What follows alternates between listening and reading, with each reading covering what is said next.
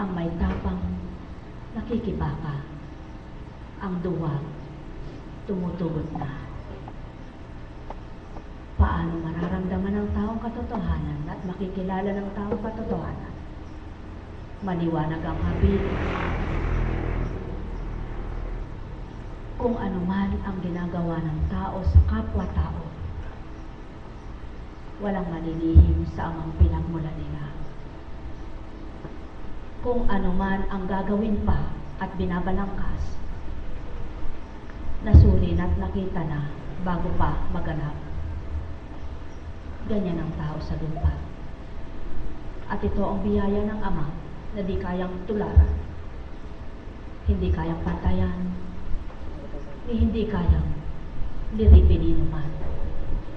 Maliban ang Espiritong magbibigay ng pangunawa sa iyo tao, upang maunawaan mo ang bawat ginagawa ng Espiritu sa iyo, upang maunawaan mo ang bagay na ginagamit at pahayag sa iyo, upang ganap na maging marapat sa naglalang, nagbigay ng buhay. Kaya nga't may Espiritu upang tumuklas kung ano pa ang marapat, upang maghayag kung anong karapat-dapat, upang magbahagi ng higit sa sapat, upang magbigay ng higit sa ganap. Ang Espiritong hindi nakikita ng tao na malayang nagbibigay, malaya kailanman na walang makatututol kahit saan ka ako tumulong. Subalit, maraming tumututol sapagkat hindi kilala at di nakikilala. Yan ang pamang katotohanan, mga mahal. Tigibin man ang galit ng tao ang kanyang sarili. Tigibin man ang lumbay ng tao ang kanyang sarili. Wala ring kabuluhan ito. Subalit, tigibin ang galak ang sarili ng tao. May kabuluhan ang kagalakan niyang nakakanta. Sapagkat sa galak marami kang magagawa, sa galit marami kang kamalian. Yan ang pawang katotohanan, mga minamahal ko. Ang Espiritu ay galak, ang Espiritu ay liwanag. Kaya't ang sino mang pinaghaharian ito'y makikitaan mo ng katotohanan. At sa katotohanan magtitibay ang tao. Sapagkat ang tao'y pinalalaya sa kamalian kung natatanggap lamang ang naghahari sa kanyang katauhan. Walang ibang maghahari sa mundo, mga mahal ko, maliban ang Espiritu ng katotohanan. Maliban ang Ama, maliban ang Anak, para sa mundo ito. Ang may pandinig ay nakarinig.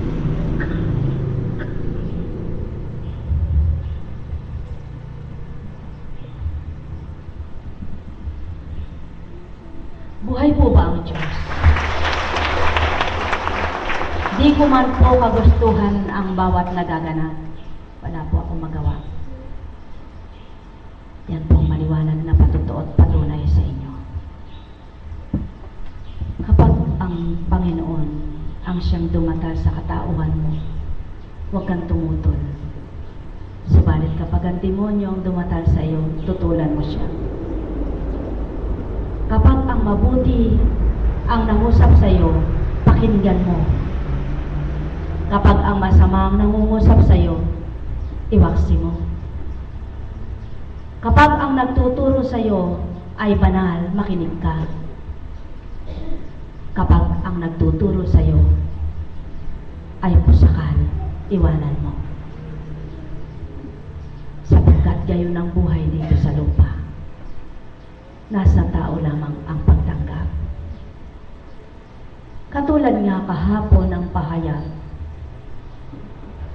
kung natutandaan lahat ng tao, kapupulutan ninyo ang bawat araw na binabahagi sa inyo. Gayon lamang pala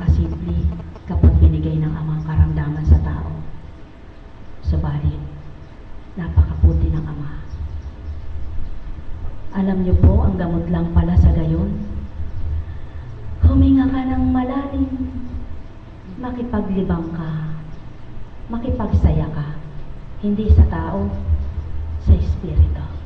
Buhay po ba ang Diyos?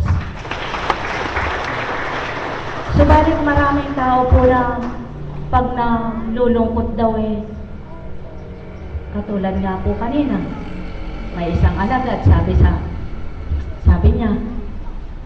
po, nalulumbay lang po ako, kaya hindi po ako na ano. O, huwag ka nang pumasok. Ngayon po, maglilingkod ako. Tina, huwag na. Doon ka ba malulumbay? Lalo ang malulumbay kapag inisip mo lumbay. Hindi po ba? Doon ka ba magagalak? Hindi. Yan ang hindi mabatid-batid. Kumbaga, sabi ng pare, ang binyag ang susi para makapasok ka sa kaharian ng Ama. Sa mga Katoliko po yun, ganon. Pero sa iba, hindi naman pinakikinggan yan. Tama po ba? Sa ibang relihiyon, hindi po ganon ang pananaw nila. Pero Katoliko ka, tanggapin mo yun. At yung pagtanggap mo, kung isa sa buhay mo, magiging daan nga para makarating ka sa kaharian ng Ama. Tama po ba? Ano naman ang daan para magalak ang isang nalulumbay? Ang susi, yung maglugmok ka, yung magbagak ka sa bahay mo, sabi ng tao, magbagak, yung magpermis ka sa bahay mo, na nakikita mo lahat ng nakakalumbay, nakikita mo lahat ng nakakagalit, nakikita mo lahat, lalo na kung marumi. Tama po ba? Lalo na kung maingay. Yung po ba nakakaalis ng galit? Hinanakit? Yung kalungkutan? Hindi po. Maling-mali po ang tao. Huwag naman po magagalit. Tabi-tabi po, huwag magdaramdam. Maling-mali po ang tao. Kapag nalulumbay ka, sinong hahanapin mo? Ang Kristo. Kapag nagagalit ka, sinong hahanapin mo? Ang Kristo. Kapag ikay maraming problema, sinong hahanapin mo? Ang Kristo. Hindi mo makikita sa kapwa mo ang kalutasan ng lahat ng tinuran sa iyo. Bagkus, kung nalulumbay ka, nakipagkwentuhan ka sa nakalulumbay din kapwa mo, lalo pa kayong malulumbay kapwa, kayong mag-iiyakan na walang kwenta.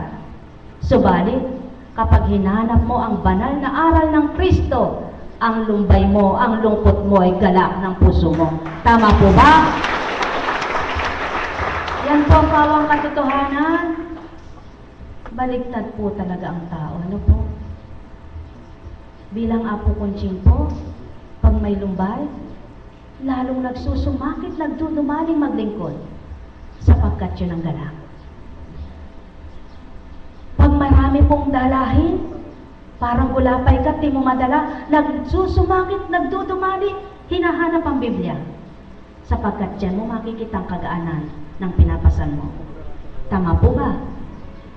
Subalit ang tao kapag nalulumbay, ang hinahanap, yung kakwentuhan. Di baling maghanap ka ng kakwentuhan, ang kakwentuhang magtuturo sa'yo ng ikapaparam ng lumbay at galit mo. Tama po ba? O dili kaya naman kung lalaki o babae mahilig uminom, doon sa harapan ng alak, yun ang kanilang paghaharapan.